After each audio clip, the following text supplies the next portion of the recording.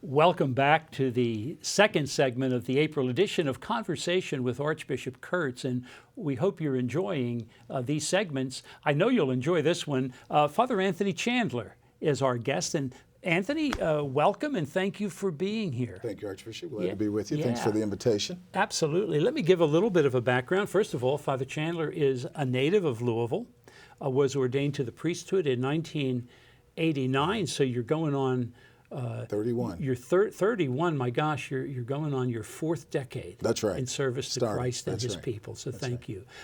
Currently in a double role as the director of vocations for the Archdiocese and also as pastor of St. Francis of Assisi Church right on Bardstown Road. So thank you so much for being here. I appreciate that. You're welcome. You know, people are interested in many things, but never as much as hearing person's vocation story, and they're always different. But I wonder, would you be willing to say some words and share with us how God kind of called you to be a priest? Sure. For me, it started very early.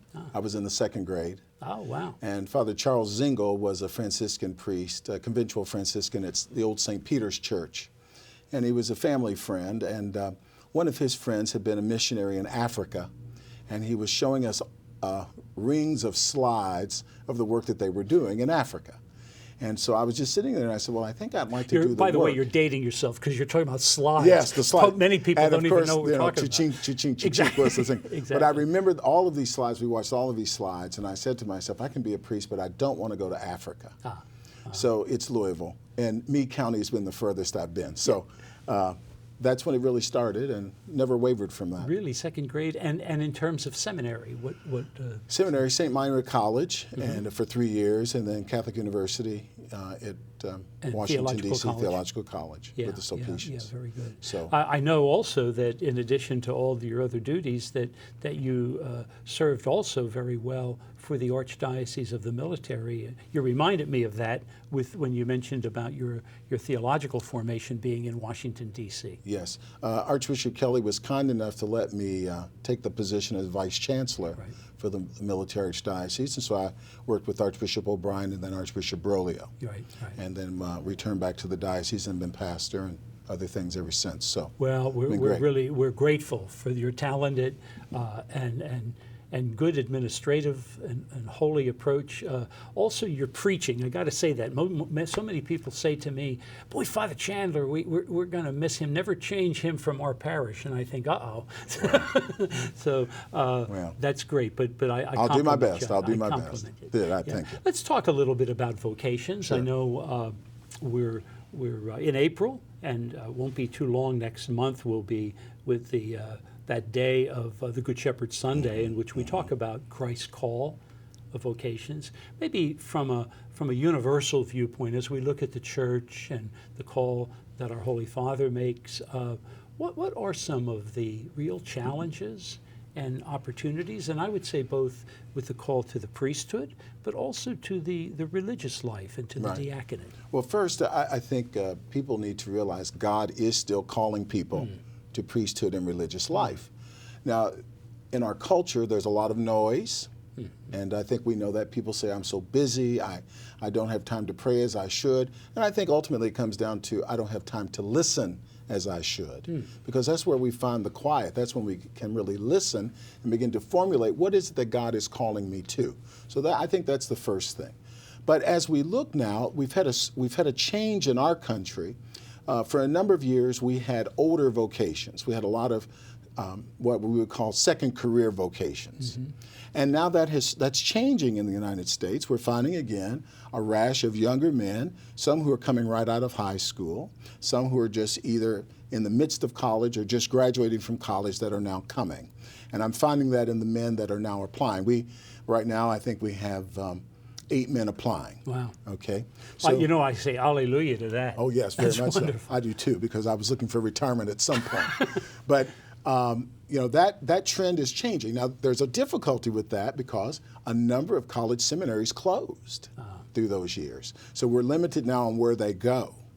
But there's still some open, and we're finding that. Universally, there is, I think, a push. I think the World Youth Days have been a great help to vocations throughout the world.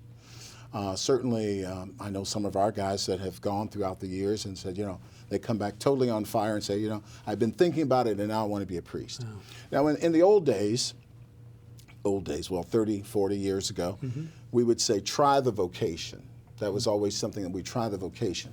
So I think, though, one of the challenges now is when young men will say to their families, I think I might want to be a priest. There are a few responses that sometimes are negative. I want grandchildren. Why would you want to do that? Maybe somebody else should do that. Maybe you should wait until later. Well, I went to the seminary at 19. Now, I'm not saying that's for everybody, but it's still at some point you have to step off and try. You have to try it. Yeah. So really, I'm hearing two important things. One is the decision that needs to be made, and it will not be made unless people listen what God called. And secondly, the important influence of family, especially very parents. Important. Family and friends is very important.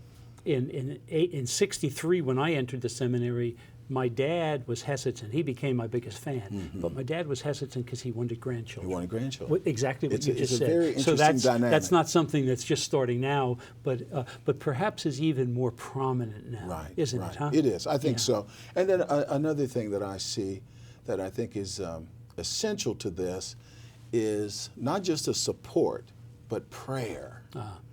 And soon in our priest council meeting, we're going to be talking about the necessity of prayer where the whole diocese is praying for vocations, all vocations. I think it's essential that we all take a part of that.